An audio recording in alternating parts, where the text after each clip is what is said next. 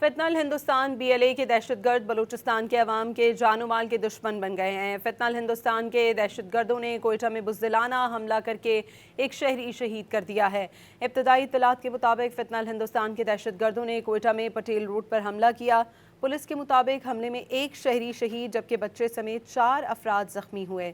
زخمی بچے ابرار نے بتایا کہ وہ اپنے گھر والوں کے ہمراہ علاج کے لیے کوئٹہ میں پٹیل روڈ پر واقع اسپتال آیا تھا۔ اسپتال سے باہر آ رہے تھے کہ دھماکہ ہوا جس میں شدید زخمی ہوا۔ ایک اور زخمی نے بتایا کہ وہ گھر جا رہا تھا کہ دھماکے کی زد میں آ گیا۔ ماہرین کا کہنا ہے کہ BLA کے دہشت گرد خوف و ہراس کی فضا قائم کرنے کے لیے مسلسل شہری آبادی کو نشانہ بنا رہے ہیں۔ زخمی بچے ابرار نے بتایا کہ وہ اپنے گھر والوں کے ہمراہ علاج کے لیے کوئٹہ میں پٹیل روڈ پر واقع اسپتال آیا تھا۔ اسپتال سے باہر آ رہے تھے کہ دھماکہ ہوا جس میں شدید زخمی ہوا۔